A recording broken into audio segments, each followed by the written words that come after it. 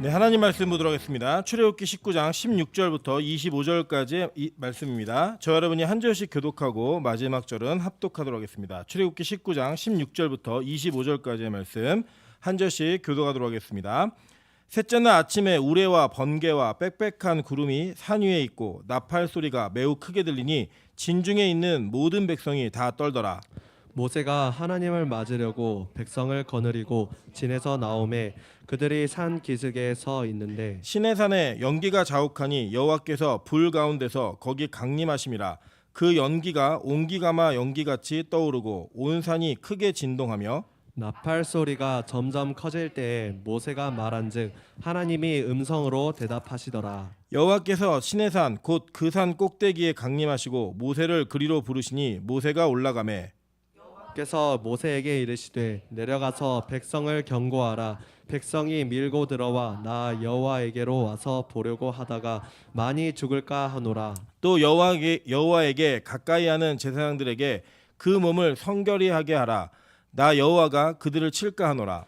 모세가 여호와께 아뢰되 주께서 우리에게 명령하여 이르시기를 산 주위에 경계를 세워 산을 거룩하게 하라 하셨사온즉 백성이 신의 산에 오르지 못하리이다. 여호와께서 그에게 이르시되 가라 너는 내려가서 아론과 함께 올라오고 제사장들과 백성에게는 경계를 넘어 나 여호와에게로 올라오지 못하게 하라. 내가 그들을 칠까 하노라. 모세가 백성에게 내려가서 그들에게 알리니라. 아멘. 네, 우리 주변에 있는 분들에게 이렇게 한번 인사하도록 하겠습니다. 당신의 얼굴을 보니까 기분이 좋아질 수밖에 없습니다. 네, 우리가 서로의 얼굴을 바라보면서 기분이 좋아질 수밖에 없는 그런 은혜의 교회 되시기를 주님의 이름으로 축원합니다. 네, 오늘은 출애굽기 64번째 강의 시간입니다. 19장 16절부터 25절까지의 말씀을 가지고 강림을 본 죄인들이라는 제목으로 하나님 말씀 증거하도록 하겠습니다. 우리는 지난 시간에 시내산에 도착한 이스라엘 백성들과 그곳에 강림하시는 하나님께서 신약과 구약의 어떠한 언약적 연관성을 통하여 하나님이 동일하게 일하셨고 그렇게 어떻게 완성하시는가에 대한 하나님 즉 성령님의 강림까지 이어지는 그 내용을 한번 살펴보았습니다. 오늘은 그것에 이어서 그 강림 속에서 하나님께서 어떠한 비밀들과 어떠한 일들을 행하게 하시는지를 정확하고 분명하게 살펴봄으로써 이 사건 속에 담긴 표면적인 내용과 동시에 그 안에 있는 내면적인 신학적 의미가 신약과 어떻게 연결되는지를 다시 한번 우리가 은혜를 누리면서 살펴보는 시간을 갖도록 하겠습니다. 오늘 이제 본문을 보시면 이제 셋째 날 아침에라고 얘기하는 첫 구절이 등장을 합니다. 여러분 지난번에 우리가 배웠던 것처럼 출애굽은 아비벌 16일째 했습니다. 15일째 했죠. 그죠? 15일째 했고 그 15일째 했던 그 아비벌의 출발이 45일에 걸쳐서 이제 시내산에 도착하게 됐습니다. 그죠? 그리고 여기 보면은 오늘과 내일이 넷째 날, 다섯째 날이라고 얘기했죠. 그 날에 성결케 하고 셋째 날에 임한다고 얘기해서 하나님께서 50일 만에 이 구약의 출애굽한 이스라엘 백성들에게 강림하시는 은혜를 보이셨습니다. 그래서 우리가 이것을 기념으로 하나님께서는 이 오순절을 지키게 하셨고 그 오순절 날, 즉 유월절이 지난 이후에 출애굽 이후에 50일째 되는 날 하나님께서 신약에서 그 성령의 강림을 통하여서 어떻게 하나님의 나라가 완성되어지고 그들이 제사장의 나라가 되며 거룩한 백성이 되는지 이 내용들을 쭉 살펴보았습니다. 그렇게 살펴보면서 이 16절에 보시면 셋째 날 아침에 라고 이야기를 했습니다. 성경은 이 셋째 날이라고 하는 그 날을 의미 있게 다루고 있는 것을 보게 됩니다. 우리나라에도 이게 의미 있는 세 개가 있죠. 뭐냐면 가위바위보를 할 때나 씨름을 하면 몇 판 해야 돼요. 그래서 3세판 이렇게 얘기하는 것처럼 3이라는 숫자가 가지고 있는 그 유대 문화 속에서 굉장히 중요한 의미가 특별한 의미들이 있었습니다. 여러분 아시는 바처럼 이 셋째 날은 하나님께서 예수 그리스도가 어떻게 부활할지를 정확하게 이야기하시고 있는 내용입니다. 자 보면은 창세기 22장 1절부터 4절 한번 보도록 하겠습니다. 그 이후에 하나님이 아브라함을 시험하시려고 그를 부르시되 아브라함아 하시니 그가 이르되 내가 여기 있나이다. 여호와께서 이르시되 내 아들 내 사랑하는 독자 이삭을 데리고 모리아 땅으로 가서 내가 내게 일러준 한 산 거기서 그를 번제로 드리라 라고 얘기합니다. 이 모리아 산이 어디냐면 여러분 잘 아시는 바처럼 골고다 즉 예루살렘에 있는 예수님께서 십자가에 달려 돌아가셨던 그 산이에요. 그리고 그곳에 이삭을 바치라고 하는 번제는 뭐냐면 다 태워드리는 제사입니다. 그러니까 이제 이삭이 살 수 있을까요 없을까요? 살 수 없는 거예요. 그런데 이 살 수 없는 그 명령을 하나님께서 아브라함에게 하시고 아브라함은 그것에 순종합니다. 그러면서 그가 어떻게 진행을 하냐면 아브라함이 아침에 일찍 일어나 나귀의 안장을 지우고 두 종과 그의 아들 이삭을 데리고 번제에 쓸 나무를 쪼개어 가지고 떠나 하나님이 자기에게 일러주신 곳으로 가더니 제3일에 아브라함이 눈을 들어 그곳을 멀리 바라본지라 라고 얘기합니다. 그러니까 3일 동안 아브라함은 죽을 맛이었던 거예요. 여러분 생각해 보세요. 하나님께서 여러분에게 여러분이 가장 사랑하는 아들, 딸 있잖아요. 그죠? 바치라 라고 했으면 오늘 뭐 찬수가 없으니까 저는 아들은 바칠 수 있을 것 같은데 딸은 못 바치겠어요. 어쨌든 저 찬이는 시집 안 보낼 거면 평생 데리고 살 거예요. 근데 이 딸을 바쳐라 라고 얘기하면 얼마나 이게 힘들어요. 근데 그것도 예를 들어 감정적으로 막 흥분했을 때 잠깐 얘기한다면 우리가 인간이 감정적으로 흥분했을 때 자기가 생각하지 못했던 일을 할 수도 있거든요. 근데 3일이라는 시간 동안에 모리아산으로 그 아이를 데리고 가는 건 아버지에게는 죽음과 같은 시간이었을 것이고 그 죽음의 통로를 누가 갖고 있느냐? 이삭이 갖고 있는 거예요. 왜냐? 누가 죽어야 돼요? 아브라함도 죽고 이삭도 죽는 거예요. 아브라함은 자녀를 죽임으로 죽고 이삭은 죽을 운명인 거예요. 근데 그 셋째 날 하나님께서 뭘 예비하셨죠? 핫순 양을 예비하셔가지고 여호와 이레라고 하는 게 여기 나오는 거예요. 그 여호와 이레는 우리가 뭐가 필요했는데 하나님 주셨다 이런 개념으로 찾는 게 아니라 1차적 그리고 본질적으로는 예수 그리스도가 우리의 죽음 대신에 예비되었다라고 하는 것들을 보여주는 것이고 그 죽음의 장소 그리고 셋째 날 그 이삭이 다시 살잖아요. 그죠? 살아나잖아요. 그 살아나고 있는 그 모형적인 내용을 창세기 22장에 아브라함과 모리아산의 이삭의 번제 사건으로 성경은 우리에게 뭔가를 힌트하고 있는 겁니다. 3일 만에 부활하시는 그것을 얘기하는 거죠. 또 얘기합니다. 마태복음 12장 39절부터 40절입니다. 예수께서 대답하여 이르시되 악하고 음란한 세대가 표적을 구하나 선지자 요나의 표적밖에는 보일 표적이 없느니라. 요나가 밤낮 사흘 동안 큰 물고기 뱃속에 있었던 것 같이 인자도 밤낮 사흘 동안 땅속에 있으리라 라고 얘기합니다. 여러분 요나가 큰 물고기 뱃속에 들어가서 사흘 동안 사흘이면 3일인 거 아시죠? 그죠? 나흘이 4일입니다. 예, 우리 가끔 보시면 이제 사도신경 암송하시다가 장사한 지 4일 만에 이렇게 얘기하면은 여러분의 예수님은 4일 만에 부활하신 거예요. 사흘 만에 이렇게 얘기하셔야 돼요. 예, 이 사흘 동안 물고기 뱃속에 있었는데 그 뱃속에 있었던 사건을 예수님께서 그대로 사용하시면서 뭘 얘기하고 있냐면 내가 죽은 이후에 부활하는 사건의 그 3일을 정확하게 말씀하시는 내용을 얘기하고 있는 겁니다. 즉 예수님께서는 지금 그 3일이라는 시간을 통하여서 예수님의 부활이 어떻게 이루어질지를 얘기하고 있는 거예요. 그리고 오늘 여기 보시면 여러분 지난 시간과 잘 연결해서 기억하시면 여호와께서 강림하신 것처럼 신약 시대에는 누가 강림을 하죠? 성령님께서 강림을 하시죠. 그래서 제가 여러분 부활절에 가르쳤던 내용들이고 여러분이 기억하실 내용들인데 성경은 한 번도 예수님께서 부활하셨다라고 얘기하지 않습니다. 예수님께서 부활되셨다라고 얘기해요. 그러니까 이게 수동이냐 능동이냐 이렇게 큰 차이가 있는 거예요. 예수님께서 부활하셨다 그러면 누구 힘으로 부활한 거예요? 자기 힘으로 부활하신 거잖아요. 근데 성경은 이게 수동태로 예수님께서 부활되셨다라고 얘기합니다. 그럼 뭐의 능력으로 부활하신 거예요?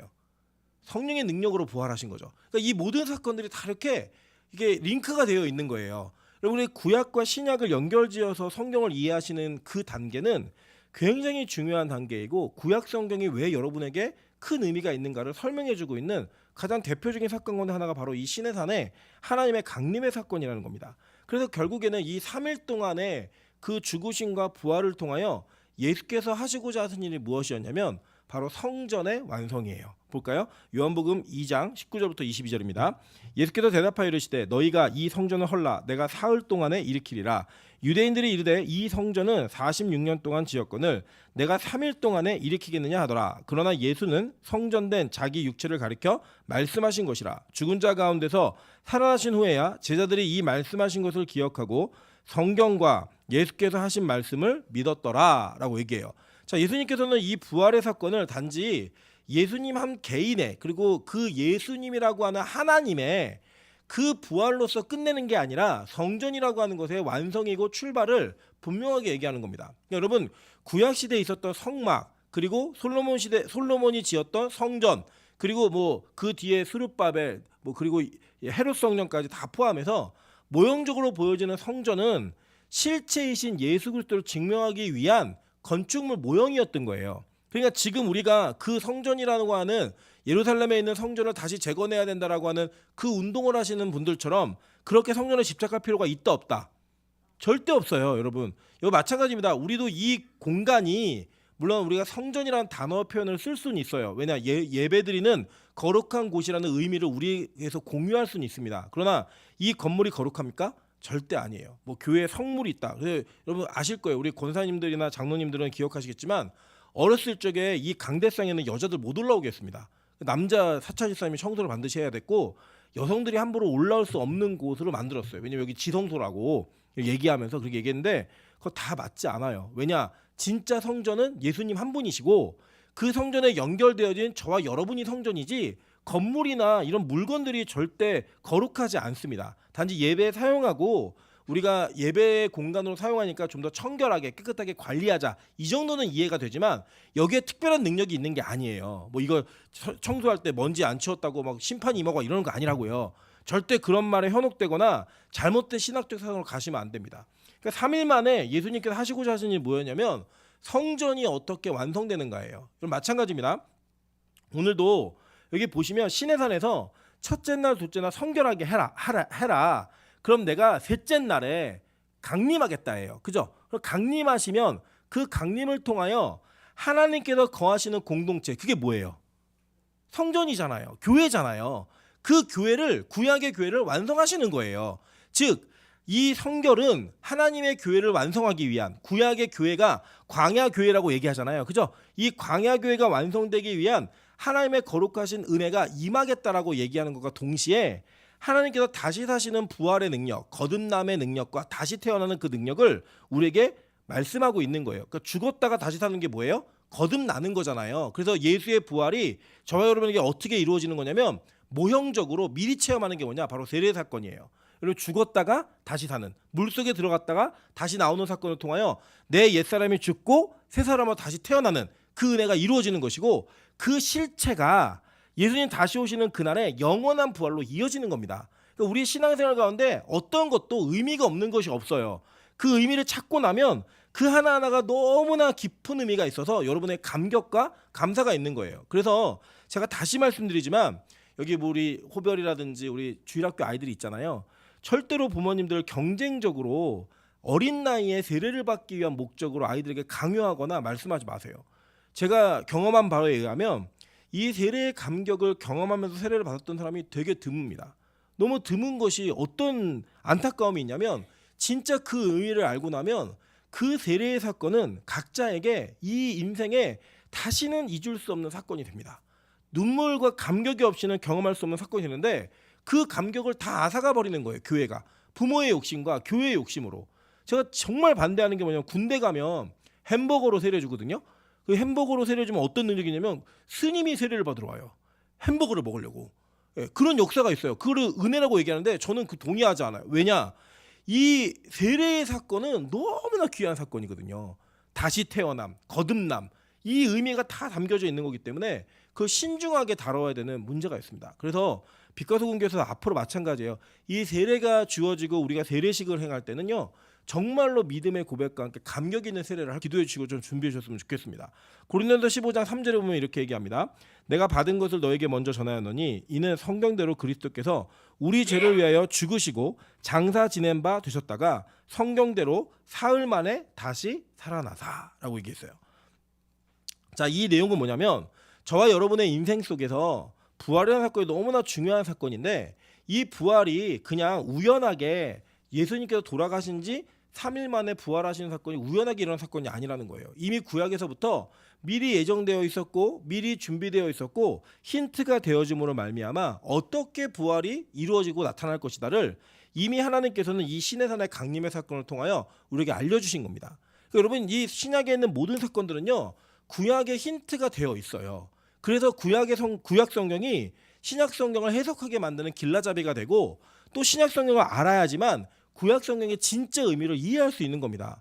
이걸 이해하지 못하면 이 구약 성경을 여러분은 이소부화처럼 읽으시는 거예요. 그냥 뭐 다윗이 돌로 골리앗을 때려 죽였다. 뭐 이런 정도의 기억과 뭐 모세가 홍해를 가려고 건넜다. 대단하다. 이 정도의 기억밖에 못 하신다면 우리는 이 귀하고 복된 하나님의 특별한 계시를 정말로 값어치 없게 사용하는, 정말로 제대로 교육하지 못하는 그런 그 잘못에 빠질 수 있다라고 하는 겁니다. 여러분, 그래서 이 내용들을 잘 기억하시면서 왜 시내산에서 3일 동안 하나님께서 우리를 거룩하게 하셨고 그 3일째에 하나님께서 강림하셨는가, 이 내용을 좀 더 깊이 살펴보실 수 있는 은혜가 있었으면 좋겠습니다.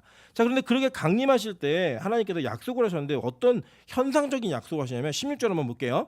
셋째 날 아침에 우레와 번개와 빽빽한 구름이 산 위에 있고 나팔 소리가 매우 크게 들리니 진중에 있는 모든 백성이 다 떨더라 라고 얘기해요. 그러니까 지금 이 사건은, 구약에 예시되어진 사건은 그냥 의미 없이 사용한 사건이 아니라는 거예요. 우리 한번 잘 살펴볼게요. 이게 너무 제가 편한 건, 여기 우리 계시록을 이제 거의 마치고 있잖아요. 이 사건이 계시록에서 다 살펴본 사건이라는 거예요. 계시록 8장 5절 보겠습니다. 천사가 향로를 가지고 제단에 불을 담아다가 땅에 쏟음에 우레와 음성과 번개와 지진이 나더라. 이게 7가지 봉인을 뗄 때 있었던 사건이에요. 이 성경은 그렇게 얘기한단 말이에요. 여러분, 실제로 그 보시면은 여기 16절에 우레와 번개와 빽빽한 구름 그리고 나팔 소리가 들렸고요. 계속 볼게요. 여기 보시면 이제 18절 한번 보세요. 18절 보시면 시내산의 연기가 자욱하니 여호와께서 불 가운데 거기 강림하심이라. 그 연기가 온기 가마 연기같이 떠오르고 온 산이 크게 뭐 했대요? 진동하며 라고 얘기해요. 그러니까 구약의 시내산에서 하나님께서 이스라엘 공동체에게 강림하실 때에 뭘 보이셨냐면 재림할 때 어떤 사건이 있는지를 그대로 보여주신 거예요. 미리.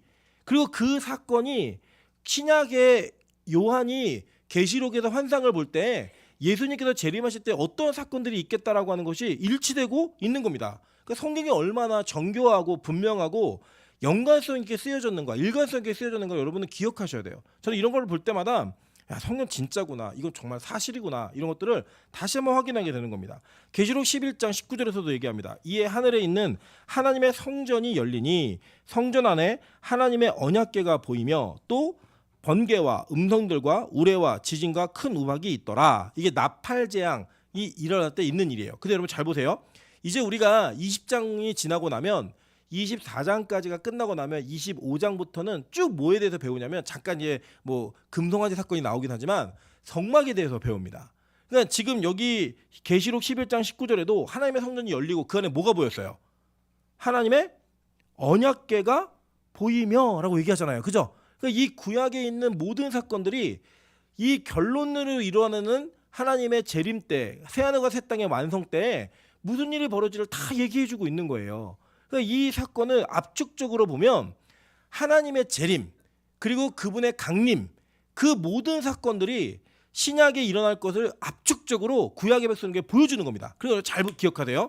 구약의 백성들도 신약의 백성들과 동일한 것을 믿고 구원받는 거예요.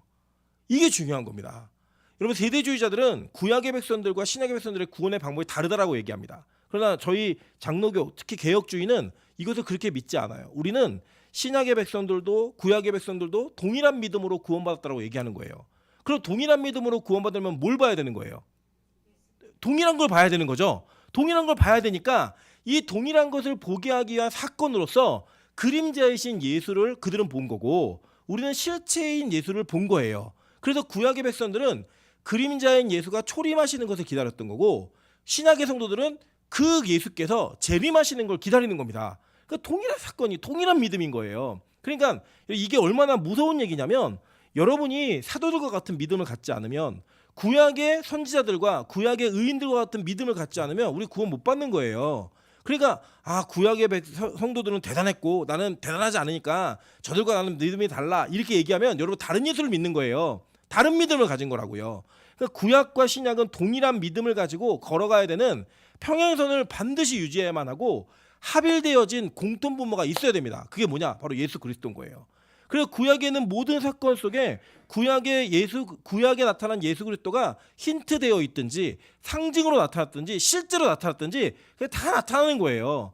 여러분 그걸 믿으실 수 있는 또 그 증거들을 계속 우리 보도록 할게요. 먼저 하나 더 보고요. 계시록 16장 17절부터 18절 보겠습니다. 일곱째 천사가 그 대접을 공중에 쏟음에 큰 음성이 성전에서 보좌로부터 나서 이르되 되었다 하시니 번개와 음성과 우레소리가 있고 또 큰 지진이 있어 얼마나 큰지 사람이 땅에 있어 온 이래로 이같이 큰 지진이 없었더라. 대접재앙일 때 나타난 현상이에요.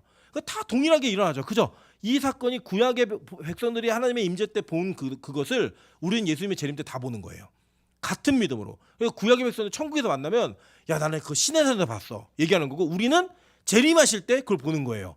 저도 재림할 때 봤는데요 어마어마하더라고 이러면서 공통된 관심사를 갖는 거죠. 예를 들면 우리 그런 거 있잖아요. 여기 앉아 계신 분들 중에 나이아가라 폭포 다녀오신 분 혹시 계신가요? 아무도 안 계세요? 저만 봤군요. 예. 만약에 여기서 누군가 갔다 오시잖아요. 갔다 오시면 저랑 대화가 통하실 거예요. 나이아가라 폭포가 얼마나 멋있는지 사진과는 비교도 안 되네 이런 거. 뭐 성지순례 다녀오신 분도 계시겠죠, 그죠? 가서 그 요단강을 봤을 때, 갈릴리오에서 봤을 때 얼마나 기뻤는지, 이거는 같이 가본 사람만 공유할 수 있는 그 기쁨인 거예요. 그러니까 그 기쁨을 구약 성도들과 전 인류 역사 가운데 살았던 모든 성도가 천국에서 다 같이 공유하는 거예요. 나는 예수님 봤다. 나도 봤어. 나는 그 멜기세덱의 형상으로 나타난 그 예수님의 모형을 보아서 진짜 예수를 믿게 되었고, 나도 진짜 봤어. 이런 얘기하면서 그 은혜를 같이 누릴 수 있는 그 영광을 우리는 언젠가는 함께 누릴 거라는 거예요. 저는 그 증거를 또 보도록 할게요. 여기서 예수님이 어떻게 등장하는지. 자, 빽빽한 구름이라는 단어가 나와요. 한번 보실게요. 여기 보니까 16절에 셋째 날 아침에 우레와 번개와 빽빽한 구름이 산 위에 있고라고 얘기해요. 그러니까 빽빽한 구름이라고 얘기하는 거는 그 앞이 보이지 않을 정도의 구름을 얘기하는 거예요. 자, 그 구름이 산 위에 있다라고 얘기했습니다. 자, 근데 그 구름이 어디에서 제일 먼저 성경에 등장하냐면 바로 창세기 9장에 등장합니다. 창세기 9장 13절부터 17절입니다. 내가 내 무지개를 구름 속에 두었나니 이것이 나와 세상 사이의 언약의 증거니라. 내가 구름으로 땅을 덮을 때 무지개가 구름 속에 나타나면 내가 나와 너희와 및 육체를 가진 모든 생물 사이에 내 언약을 기억하리니 다시는 물이 모든 육체를 멸하는 홍수가 되지 아니할지라. 무지개가 구름 사이에 있으리니 내가 보고 나 하나님과 모든 육체를 가진 땅의 모든 생물 사이에 영원한 언약을 기억하리라. 하나님이 노아에게 또 이르시되 내가 나와 땅에 있는 모든 생물 사이에 세운 언약의 증거가 이것이라 하셨더라. 그게 뭐예요? 구름 속의 무지개예요. 우리는 보통 무지개만 기억하시지만 구름 속의 무지개예요. 이 구름 속의 무지개, 이거를 잘 기억하시면 되는데 오늘 출애굽기 19장 9절에도 이게 나와요. 여호와께서 모세에게 이르시되 내가 빽빽한 구름 가운데서 내게 임함은 내가 너와 말하는 것을 백성들이 듣게 하며 또한 내가 너를 영영히 믿게 하려 함이니라. 모세가 백성의 말을 여호와께 아뢰었으므로 라고 얘기해요. 그러니까 이 빽빽한 구름 사이에서 하나님이 모세하고 뭐 하겠다는 거예요? 대화하시겠다는 거죠. 그 대화함을 통하여서 의도하셨던 게 뭐냐면 백성들이 너를 계속 믿게 할 거야 이거였어요. 그러니까 지금 이 빽빽한 구름 사이에서 모세가 말하는 것을 같이 대면하면서 접할 수 있는 하나님은 어떤 하나님이에요? 삼위일체 하나님 중에 예수 그리스도 성자이신 그 하나님과 같이 대면해서 대화를 한 거예요. 그 대화하는 것을 통하여 백성들이 모세가 자기의 말로 하는 게 아니라 하나님의 계시를 따라 말하는구나를 통하여서 모세를 믿게 하겠다라는 거예요. 그걸 보이시기는 증거로 하나님이 모세하고 만나는 그 장소를 빽빽한 구름 속에서 하시겠다라고 말한 겁니다. 계시록 1장 7절 볼게요. 볼지어다 그가 뭘 타고 오신다고요? 구름을 타고 오시리라. 각 사람의 눈이 그를 보겠고 그를 찌른 자들도 볼 것이요 땅에 있는 모든 족속이 그로 말미암아 애곡하리니 그러하리라. 아멘. 주 하나님이 이르시되 나는 알파와 오메가라. 이제도 있고 전에도 있었고 장차 올 자요 전능한 자라 하시더라. 예. 그러니까 이게 뭐냐면 자, 이게 몇 자는 지우세요. 이게 그 붙이게다가 여기 안 지워진 것 같아요. 자, 이게 뭐냐면 잘 보세요, 여러분. 계시록의 예수님은 재림하시는 예수님이잖아요. 그 재림하시는 예수님이 나 전에도 있었고, 그죠? 이제도 있고 전에도 있었고 장차 올 자라라고 얘기한 거예요. 그러니까 과거, 현재, 미래에 동일하게 계신 분이라는 거죠. 그러니까 지금 과거에는 구름 속에서 형상을 보지 못했지만 목소리로 하나님이 모세랑 만나는 거를 백성들에게 보여주셨어요. 재림하실 때는 어떻게 오시는 거예요? 공개적으로 다 볼 수 있게 오시는 거예요. 그 우리 모두가 다 누구를 대면하게 되는 거예요? 예수 그리스도를 대면하게 된다라고 얘기하는 겁니다. 그 실체를 계속 볼게요. 계시록 10장 1절입니다. 또 내가 또 보니 힘센 다른 천사가 구름을 입고 하늘에서 내려오는데 그 머리 위에 뭐가 있어요? 무지개가 있고 그 얼굴은 해 같고 그 발은 불기둥 같으며. 그러니까 이런 구름이 있고 불기둥이 있고 무지개가 있고 이게 뭐예요? 구약에 나타난 예수 그리스도의 형상, 그 예수 그리스도의 모형이 다 종합되어져서 계시록에 천사의 모습처럼 드러나는데 요한이 그걸 보는 거예요. 그러니까 이 구름과 무지개, 예수 그리스도 이거 일맥상통한 이야기죠. 그거를 지금 구약의 성도들이었던 구약의 교회였던 광야 공동체가 이걸 보는 거예요. 그 영광을 보면서 야 진짜 예수 그리스도가 하나님이 우리 가운데 임하시는구나, 우리 가운데 함께 하시는구나, 이걸 보는 겁니다. 계시록 14장 14절부터 16절입니다. 또 내가 보니 흰 구름이 있고 구름 위에 인자와 같은 이가 앉으셨는데 그 머리에는 금 면류관이 있고 그 손에는 예리한 낯을 가졌더라. 또 다른 천사가 성전으로부터 나와 구름 위에 앉은 이를 향하여 큰 음성으로 외쳐 이르되 당신의 낯을 휘둘러 거두소서. 땅의 곡식이 다 익어 거둘 때가 이르렀음이니이다 하니 구름 위에 앉으신 이가 낯을 땅에 휘두르심에 땅의 곡식이 거두어지니라. 이게 마지막에 하늘로부터 임하시는 분이 어떻게 알곡을 추수하시는가 이걸 보여주는 장면이었잖아요. 여러분 기억나시죠? 포도를 딸 때는 심판이었고 곡식을 추수할 때는 하나님의 알곡들을 거두시는 그 은혜였잖아요. 그 재림의 역사가 어떻게 보여주는지를 얘기하고 있는 거예요. 여러분 이게 정말 믿음이 없는 사람 볼 때는 무슨 판타지 영화도 아니고 이게 뭐 아바타도 아니고 이게 도대체 뭔가 여러 가지 의구심과 믿어지지 않음이 있겠지만 구약의 사건들이 믿어지는 믿음이 있는 분들에게는 이건 진짜 큰 확신인 거예요. 아, 구약에 있었던 사건이 나에게도 그대로 재현되면서 우리 모두가 동일한 은혜 가운데 동일한 것을 보고 구원받는구나. 그 예수 그리스도는 전에도 계셨고 이제도 있고 앞으로 장차 오실 동일하신 예수 그리스도이구나를 통하여서 저와 여러분이 믿고 있는 대상에 대한 분명한 확신과 그 확신 속에 우리가 믿어지는 그 은혜를 통하여 구약의 백성들이 누렸던 그 영광, 구약의 백성들이 누렸던 그 기쁨, 감격, 그것을 우리가 동일하게 누린다는 거예요.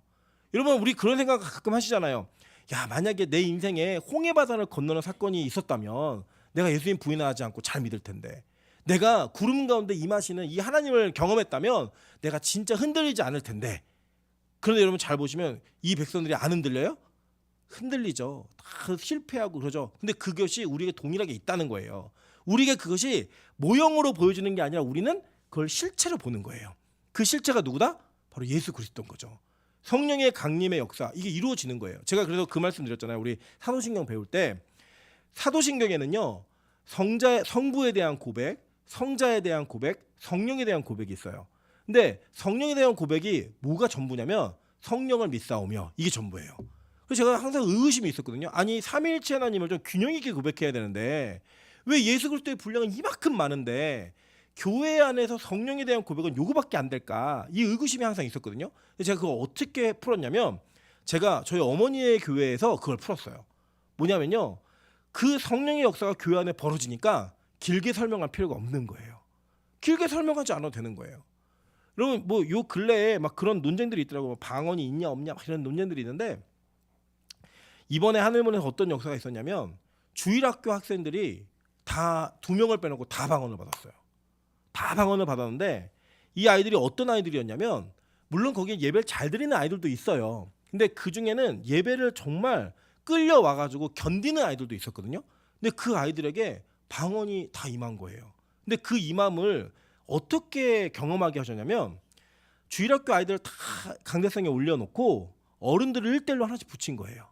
그 어른들이 그 기도를 같이 하면서 어른들 사이에서 하나님의 은혜를 간구하는 그 간구함이 강력하게 마음에 불이 붙고 아이들에게 회개가 터지기 시작했어요. 방언 받은 게 중요한 게 아니라 그 과정이 너무 중요한 게 뭐냐면, 아이들이 비명을 지르는데 뭐라고 지르냐면 나는 죄인입니다라는 비명을 초등학교 2학년에 고백하는 거예요. 초등학교 1학년짜리가 눈물을 펑펑 흘리면서 내가 어떤 죄인지를 고백하는 그 현장을 다 본 거예요. 저희 아내가 그런 고백하더라고요. 원래 저희 아내가 그 강대성에 올라가 있다가 주일학교에도 올라올 거니까 내려가라 그랬대요. 그리고 내려가는데 저희 어머니가 너도 올라와서 하나 붙잡고 기도해 그랬는데 자기가 자신이 없어가지고, 자기 아직 그 군번이 아닌 것 같아서 그 내려갔다는 거예요. 근데 그 내려갔는데 그 아이, 자기가 원래 그 자리에 있었으면 맡았을 그 아이에게 방언이 임한 거예요. 그 어떤 길 놓친 거냐? 인생에 한 번 올까 말까한 길 놓친 거예요. 자기가 기도함으로 말미암아 애에게 방언이 터진 그 역사. 여러분 저는 그게요. 여러분 하나님께 사용받았다는 그 기쁨은요 어떤 것과도 비교할 수 없어요. 뭐 나에게 능력이다 이런 게 아니라 내가 하나님의 역사 가운데 사용받았다 이 기쁨은 뭐 말을 비교할 수 없는 거예요. 그런 은혜가 그 공동체에 임해갖고 지금 아이들이 방언받은 게 기쁨으로만 끝나는 게 아니라 공동체 전체에게 같은 은혜와 같은 성령을 경험했던 그 기쁨이 막 역사가 되어지니까 성령에 대해서 길게 설명할 필요가 없어요. 그냥 그 교회는 하나님이 강림하신 거예요. 성령의 역사가 있는 거예요. 그냥 저 우리 빛가서 공교회가 그런 교회 되길 주면을 축원합니다. 뭐 성령님의 역사를 길게 설명하고 강의하고 무슨 의미가 있어요? 임하면 끝나는 거예요. 임하면 피부로 체험하고 느끼고 경험되어지고 그것보다 더 긴 게 없잖아요. 여러분 제가 말씀드리잖아요. 저희 아내 참 호기심이 많고 참 의심이 많은 사람이라서 자기가 방언받은 아이들한테 가서 물어봤다는 거예요. 너 어땠어? 진짜 임한 거야? 받은 거야? 그때 그 아이들이 고백하는데 자기가 마음 가운데 죄인이라는 얘기를 너무 하고 싶었는데 갑자기 기도받는 순간에 그게 입술 밖으로 터지더라는 거예요. 나는 죄인입니다. 라는 그 고백. 여러분 초등학교 2학년이면 1학년 2학년이면 우리 수아 정도 되는 나이거든요. 수아 정도 되는 나이의 아이들이 자기가 죄인이라고 고백한다? 이게 정말 가당키나 하고 가능한 일이라고 생각하십니까? 성령의 역사가 아니면 없는 일이에요. 저 우리 빛가서 공교회 그 은혜가 있기를 간절히 소망합니다. 왜냐하면요 하나님께서 그 은혜 가운데 우리를 이끌어 가실 때에는 반드시 삼위일체 하나님의 역사가 경험되어져야 돼요. 우리 창조된 세계를 보면서 성부 하나님의 역사를 우리는 눈으로 보고 있습니다. 동시에 우리가 예수 그리스도를 믿음으로 말미암아 우리가 구원받았다라고 하는 그 구원의 단계에 접어들 때는 예수님에 대한 고백이 없이는 절대 못해요. 그리고 여러분 그 예수님을 믿는 성령의 은혜가 있는 것은 맞아요. 그런데 그 이후에 능력의 세례로서의 성령의 세례가 반드시 있습니다. 그 이전과는 전혀 다른 신앙생활을 경험하게 한다는 거예요. 이게 뭐 제가 예를 들어 설명드릴게요. 실제 있는 예를 제자들이 예수님의 부활을 받고요, 승천을 받았어요. 죽으심도 받고 다 받았어요. 그랬는데 그 제자들에게 성령이 임하지 않으니까 그들에게는 자신들의 인생을 바꿀 만한 신앙적 변화가 없었어요. 숨어 다녔다고요. 모여서 다락방에 모여서 기도했다고요. 근데 그들에게 여호와의 강림, 성령의 강림이 나타나니까 그 나타난 강림으로 인하여서 그들의 인생이 완전히 바뀌어버리잖아요. 저작거리에 나아가 50일 전에 자기의 스승을 죽였던 자신들의 믿었던 예수 그리스도를 처참하게 십자가에 못 박아버렸던 그 대제사장들과 서기관들과 성전 맡은 관원들 앞에서 복음을 전해요. 예수 이름을 얘기하더라니까요. 여러분 우리가 신앙생활을 하면서 평생 예수를 믿는다고 얘기하고 고백을 하는데 맨날 패배적이고 숨겨야 하고 은둔하는 신앙생활을 하고 계시다면 여러분 그 하나님의 성령의 세례를 경험하지 못한 거예요. 그 은혜가 여러분에게 임하지 않은 거예요. 저 자신 있게 얘기할 수 있어요. 왜냐? 이거 뭐 기질이 어떻다? 이런 거 의미 없어요. 여러분 예수님의 제자들의 기질이 다 똑같았다고 생각하십니까? 아니에요. 절대 그렇지 않아요. 다 달랐지만 그들에게 성령이 임하니까 그들 모두가 복음을 위해 생명을 걸더라는 거예요. 복음을 위해 자기 인생을 걸더라는 거예요. 그게 바뀌어지는 거예요. 바뀌어지는 거. 내 기질, 내 경험, 내가 가지고 있는 환경 다 뛰어넘는 은혜가 임하는 거예요. 그게 지금 누구에게 임했느냐? 이 이스라엘 공동체, 구약의 공동체에게 이게 임하고 있는 거예요. 그러면서 그들에게 뭐가 믿었냐? 이전에 지식으로 알았던 지식적인 예수님의 십자가에 못 박히심, 죽으심, 부활하심, 승천하심 이게요 가슴으로 내려와요. 이 가슴으로 내려오면요, 여러분 이게 막 심장이 두근두근 막 어떻게 할 수 없는 거예요. 우리 남녀 사이에서도 경험하시잖아요. 저 남자가 저 여자가 나를 사랑한다라는 걸 머리로만 아는 거는요 감동이 없어요. 그 지식으로 알 뿐이에요. 이 사람이 이런 걸 해주니까 나를 사랑하는 것 같구나. 이렇게 행동하니까 이 여자가 나를 사랑하는구나라는 지식이 있으면요. 그 지식은 관계를 유지할 수 있지만 뜨겁지 않아요. 근데 그 지식이 가슴으로 내려오잖아요. 보기만 해도 막 두근두근 뛰는 거예요. 그게 이 가슴으로 내려오면 막 설레다 잠을 못 자는 거예요. 여러분 저는 요새 저희 아내랑 이제 결혼이 좀 됐기 때문에 저희 아내한테 그게 느껴지진 않아요. 사실 죄송하지만 누구에게 느껴지냐? 저희 자녀들에게 그게 느껴져요. 어제 찬수하고 찬이가 막 뛰어노는데 이 아이들을 보는데 막 가슴이 두근두근 거리는 거예요. 너무 행복한 거예요. 제가 제 아이들인 게 머릿속에 제가 왜 없겠어요. 제가 낳은 저를 통해 생긴 아이들이잖아요. 근데 그 아이들에 대한 사랑이 이 머릿속에 가슴으로 내려오니까 이거 미치겠는 거예요. 이 아이 너무 예뻐가지고. 그래갖고 찬이가 자고 있으면 뽀뽀를 100번은 넘게요. 그러니까 너무 귀찮고 하지 말래요. 잠에서 잠꼬대로 막 소리를 질러요. 그래서 저는 그래도 이 가슴에 뛰는 가슴이 있는 거예요. 여러분 근데 진짜 예수님 그렇게 사랑해 보셨습니까? 그렇게 하나님을 경험해 보셨고 그 경험의 은혜를 이렇게 누려 보셨어요? 그 못 누리니까 예배를 드리면서도 감동이 없는 거예요. 예수를 말하면서도 뛰는 그 마음이 없는 거예요. 십자가의 복음이 선포되어질 때 그 감격이 우리 안에 살아있지 못한 거예요. 성경은요, 이것을 하나님께서 주시는 은혜로 말하면 해결할 수 있다라고 얘기합니다. 여러분, 그래서 우리 교회가 성령 충만한 교회가 되기를 간절히 소망합니다. 여러분, 그 하나님의 이 임하심이 어떤 것과 함께 있었냐면, 다시 16절 볼게요. 빽빽한 구름이 산 위에 있고 나팔 소리가 매우 크게 들리니라고 이야기했어요. 자, 이 나팔은 뭘 상징하는 거냐면 예수님의 재림을 힌트하고 있는 내용이에요. 볼게요. 열왕기상 1장 39절부터 45절입니다. 제사장 사독이 성막 가운데에 기름 담은 뿔을 가져다가 솔로몬에게 기름을 부으니 이에 뿔 나팔을 불고 모든 백성이 솔로몬 왕은 만세수를 하옵소서 하니라라고 얘기해요. 자, 이거 뭐 본문이 좀 기니까 이제 요약해서 말씀드리면 다윗의 아들들이 다 불미스러운 사건에 죽기도 하고 뭐 이렇게 병들기도 하고 뭐 이러면서 넷째였던 아도니아가 장자권을 갖게 됩니다. 근데 그 아도니아가 다윗에게 허락을 받지 않고 자기 스스로 왕위를 구축을 해요. 그래서 퇴역한 장군들, 오래된 재산들 다 불러 모아다가 내가 왕 되면 너희들 다 요직에 앉혀줄 테니까 나랑 합류하자. 그래서 그 합류해가지고 그들이 함께 잔치를 하고 있었어요. 그런데 어떤 일이 벌어지면 이 얘기를 듣고 선지자 나단과 밧세바가 다윗에게 나아갑니다. 그래서 얘기한 게 뭐냐면 당신이 솔로몬을 왕으로 세우겠다고 약속하셨습니다. 그 약속을 지키세요. 라고 하는 보증인까지 세워서 가요. 그러니까 이제 다윗이 이 왕을 세우는 절차를 밟는 거예요. 그 절차를 밟을 때 그 잔치하고 있을 때 어떤 일이 벌어지냐면 이 솔로몬이 왕위 등극식을 하면서 뿔나팔을 부는 거예요. 뿔나팔 부니까 자기들끼리 왕놀이라고 있었던 이 아도니아의 무리들이 이 무슨 나팔 소리야? 그랬더니 막 사람이 와가지고 지금 왕께서 다윗 왕이 솔로몬을 왕으로 세우셨습니다. 이걸 막 얘기하니까 그들이 막 혼비백산해가지고 막 다 도망을 갑니다. 그때 막 목숨을 구걸하고 막 이래요. 여러분, 이게 무슨 장면이에요? 예수님 재림하실 때 모습인 거예요. 왕이 아닌 자들이, 세상의 장자들이 이 생에 왕노릇하는 거예요. 왕놀이하고 있는 거예요. 지금 내가 권력을 잡았고, 내가 뭐 대통령이 됐고, 내가 성공한 CEO가 됐고, 이 왕노릇하고 있는 거 왕노릇. 근데 진짜 뿔나팔 소리가 날 때 누가 임하는 거예요?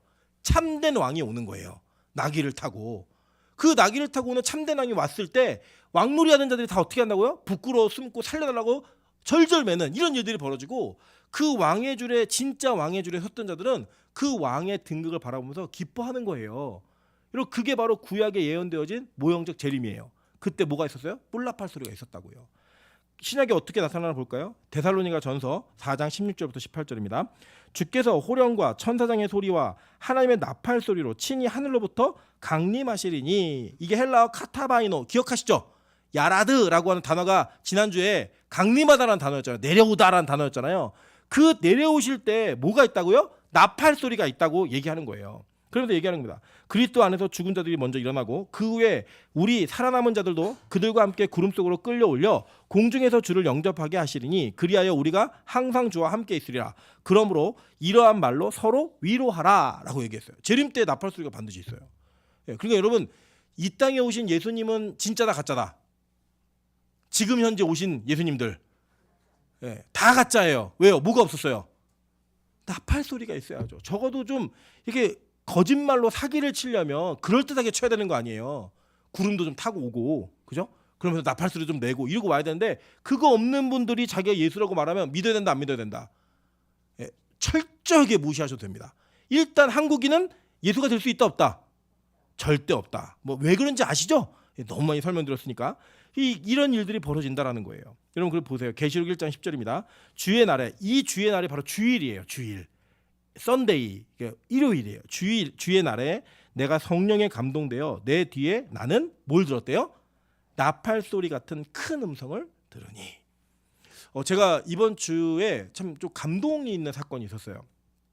제가 15년 전에 사역하던 교회에서 장애아를 둔 부모님의 가정에 신방을 가서 제가 말씀을 전했습니다. 예수님께서 산에서 내려오셔서 그 간질병 들린 아이를 못 고치는 제자들을 고치시는 장면을 통하여서 믿음 없음이 불쌍히 여겨주소서라는 그 고백 속에 내가 믿나이다, 이게 아이들이 낫게 되는 사건이 있잖아요. 그 사건을 본문으로 그 가정에 진심으로 말씀을 전달했을 때 그 어머니가 참 많이 우셨던 기억이 나요. 근데 제가 저한테 15년 만에 그러니까 그 메신저로 연락이 오셨는데 신방 때 그때 오셔서 하셨던 말씀이 지금도 생생하게 들린다는 거예요. 그게 너무 생각이 나가지고 제가 문자를 보냅니다. 15년 만에 연락이 오셨어요. 저도 그 말씀이 기억이 나요. 제가 가서 무슨 말씀을 전했는지 어떤 장면이었는지 기억이 나요. 그러면서 꼭 한번 만나고 싶다고 그래. 제가 우리 교회 이 홈페이지도 소개드리고 서울에 있다는 걸 굉장히 기뻐하시더라고요. 여러분 이게 뭐냐면 진짜 하나님의 말씀이 들리잖아요. 그 소리가 나팔 소리처럼 들리는 거예요. 그 말씀이 여러분에게 잊혀지지 않는 큰 음성, 이게 완전 단지 큰 그게 아니라 잊혀지지 않는 말씀이 되어서 우리 안에 꽂히는 거예요. 우리가 그런 것도 있잖아요. 예를 들면 우리가 뭐 예를 들어 부부 사이에서 상처되는 말을 들었을 때 안 지워지잖아요. 계속 맴돌기도 하고 또 어떤 여러분이 듣고 싶은 기쁜 말을 들었을 때 그것이 여러분이 계속 맴도는 것처럼 들리는 것처럼 그런 감동이 있었던 적 있으시죠? 그게 매 주일마다 있으셔야 되는 거예요. 저는 사실 설교자이기 때문에 저는 여러분보다 이 감동을 더 많이 누립니다. 그래서 저는 감사해요. 왜냐하면 하나님께서 저에게 특별한 은혜를 주신 게 하나가 뭐냐면 저는 설교 준비를 하다가 제가 참 많이 울어요. 그 우는 내용은 뭐냐면 너무 이 말씀이 진짜로 저에게 믿어지는 거예요. 여러분 이게 안 믿어지는데 전해야 되면 얼마나 고통스럽겠어요. 그러니까 예를 들면 대한민국의 신학교들 가운데 모세오경을 모세가 썼다고 가르치는 학교는 세 학교밖에 없어요. 총신대 그리고 합신, 고신 이 세 학교만 이 모세오경을 모세가 썼다고 가르치고요. 나머지 학교들은 사람들이 편집한 거라고 가르쳐요. 학교에서는 그렇게 배우는데 성도들에게는 그렇게 못 가르치는 거예요. 왜냐? 성경에 모세가 썼다고 나와 있으니까 그걸 모세가 썼지 않았습니다라고 얘기하는 순간 성도들이 막 반발하는 거예요. 그러니까 자기는 안 믿는데 모세가 썼다라고 얘기하는 사람이 얼마나 괴롭겠어요. 근데 저는 믿거든요. 믿는 대로 얘기할 수 있으니까 기쁨이 있는 거예요. 감사함이 있는 거예요. 여러분 우리 성도들도 그랬으면 좋겠어요. 설교 시간에 장로, 권사 어떤 직분이 있기 때문에 나 안 믿는데 여기 앉아서 저걸 듣고 있네. 이런 마음으로 여기 드리면 이 예배가 얼마나 고통스러우시겠어요. 우리 청년들이 예수님을 안 믿고 성경의 말씀이 안 믿어지는데 매일 예배를 드려야 된다 그러면 그것보다 그 심한 고역이 어디 있겠어요. 이게 막 믿어지고 기쁨이 있고 즐거움이 있으면 이게 막 행복하다니까요. 여러분 안 믿어지죠? 행복해요 진짜. 저는 고통 속에 예배드리는 분들이 없기를 주님으로 축원합니다. 그렇게 하면 뭐냐, 믿어지면 돼요. 나팔 소리가 진짜 있다니까요. 그 은혜로 말면 그 은혜가 있는 거예요. 그래서 보세요.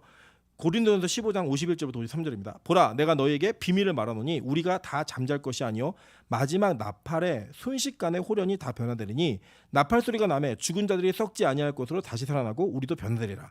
이 썩을 것이 반드시 썩지 아니할 것을 잊겠고 이 죽을 것이 죽지 아니함을 입으리로다라고 얘기해요. 그죠? 예. 그 은혜가 있다는 거예요. 진짜 나팔 소리 가운데 우리가 다 변화되어서 하나님의 은혜를 누리는 그 시간이 있다는 겁니다. 여러분 근데요 이 중요한 게 뭐냐면 이 강림이 이 하나님의 강림 여호와의 강림이 공동체에게 어떻게 반응하게 했는가 이게 너무나 중요해요. 왜냐 이게 교회의 첫 번째 강림의 모습을 보았던 교회의 모습이기 때문입니다. 이게 정말 중요합니다. 한번 볼게요. 출애굽기 20장 18절부터 21절입니다. 뭇 백성이 우레와 번개와 나팔 소리와 산의 연기를 본지라. 그들이 볼 때 떨며 멀리 서서 모세에게 이르되 당신이 우리에게 말씀하소서 우리가 들으리이다. 하나님이 우리에게 말씀하시지 말게 하소서 우리가 죽을까 하나이다.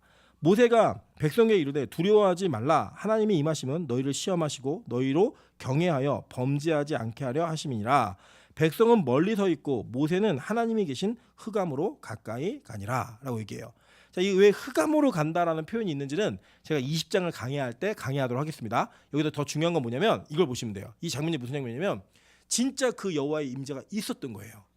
그게 있으니까 백성들이 모세에게 막 요청하는 게 뭐냐면 아니 하나님이 우리에게 직접 좀 말하지 말게 해주세요. 너무 무섭습니다. 너무 두려워요. 당신이 그냥 대신 듣고 말해주면 우리가 그 말을 들을 테니까 하나님이 좀 직접 말씀하시지 않게 도와주세요 라고 얘기하는 거예요. 왜 이렇게 얘기했는가? 그들은 이 시내산에 도착했을 때 그리고 그들이 이미 세례를 통과한 자들이기도 하지만 그들은 여전히 죄인이었던 거예요. 그 죄인들은 거룩한 하나님의 강림을 만나게 되면 그 마음 가운데 두려움이 떨림이 있을 수밖에 없다는 겁니다. 여러분 예를 들어 볼까요? 여러분이 음주를 하고 운전을 하고 있는데 저 멀리서 음주 운전 검문을 하고 있다면 떨리실까요, 안 떨리실까요? 너무 떨리겠죠. 너무 두렵겠죠. 여러분 예를 들어서 여러분이 소지하지 않아야 되는 불법 무기를 소지하고 있는데 저 앞에서 불신 검문하는 그 검문 속에 여러분의 짐을 뒤지고 있다면 여러분 또 두려우실까요, 안 두려우실까요? 더 실제로 얘기해 볼까요? 여러분 워터파크에 갈 때 돈을 아끼고자 막 음식을 바리바리 싸갔는데 그 보안 요원들이 다 까보는 거예요. 다 까면서 뺏는 거예요. 예, 그때 여러분은 김밥 막 싸운 거 걸리면 여러분 두렵고 떨리세요, 안 떨리세요? 음식을 뺏기는데 안 떨리세요? 떨리죠. 그것 자체가 두려움이잖아요. 공항 보안 검색대에서 검색을 하다가 삐 소리가 울리고 나면 여러분 그 울렸을 때 그 공포심이 있잖아요. 뭐지? 나 뭐가 걸린 거지? 이런 공포심이 있잖아요. 여러분 그 공포심처럼 우리가 죄인의 모습으로 주님 앞에 설 때 첫 번째 느끼는 감정은 두렵고 떨림이에요. 죽을 것 같은 거예요. 너무나 힘든 마음이 있는 거예요. 그래서 교회는 죄인의 모습으로 들어와서 그 죄인의 모습 속에 변화되고 해결되어진 의인의 모습으로 나가는 것이 교회입니다. 그래서 우리가 예배를 드릴 때 조금 더 우리 안에 두렵고 떨림이 있어야 되는 거예요. 그래 여러분 한번 생각해 보실까요? 우리가 지각하고 예배를 소홀히 하고 이런 것들은 다 우리 안에 하나님을 향한 두렵고 떨림이 없기 때문에 다 자신 있게 할 수 있는 행동인 거예요. 내가 예배를 드리면서 철저하게 준비하지 않는 모습은 우리가 그 강림을 경험하지 못했기 때문에 예배 속에 임재하시는 그 하나님의 은혜와 그 하나님의 경건함과 두려움을 경험해보지 못했기 때문에 우리 안에 마음 놓고 편안하게 예배를 풀어진 모습으로 드릴 수 있는 거예요. 저는 예배 속의 자유함을 누구보다도 강조하고 그 균형을 이야기하는 사람입니다. 그러나 동시에 그 두렵고 떨림은 우리에게 같이 존재해야만 하는 거예요. 여러분 잘 생각해 보세요. 여러분이 죄인이라는 생각이 없잖아요. 예수님은 절대 필요하지 않아요. 내가 죄인이 아닌데 예수가 왜 필요해요? 내가 죄인으로서 해결해야 될 죄의 문제가 없는데 왜 예수님이 필요해요? 여러분 스스로 의인이라고 생각하시고 나는 지은 죄가 없다라고 생각하시는 분들은요. 절대로 예수님께 도움을 요청하지 않아요. 여러분 예를 들어 이렇게 생각해 볼까요? 저는 산부인과 의사가 저에게 필요하지 않아요. 그죠? 제가 임신할 것도 아니고, 그죠? 여성들이 앓는 질환을 제가 알 게 아니잖아요. 저는 산부인과 의사를 만날 때 그 의사에게 의지하는 마음 없어요. 다만 저희 아내가 임신했을 때 산부인과 의사가 너무 대단해 보이더라고요. 저희 첫째가 좀 늦게 나오는 바람에 태변을 봤어요. 엄마 뱃속에서. 그 의사가 와가지고 저한테 얘기를 하는 거예요. 지금 이 아이를 급하게 꺼내지 않으면, 제왕절개를 꺼내지 않으면 아이가 위험할 수도 있습니다. 그런데 이건 남편의 동의가 있어야지만 수술할 수 있으니 동의를 해주세요. 그리고 그때 그 의사에게 제가 뭐라고 물었냐면 선생님이라면 어떻게 하실 건데요? 라고 물었어요. 그분이 이렇게도 무조건 수술해야 됩니다. 제가 그 말에 고민도 하지 않고 빨리 수술해 주세요.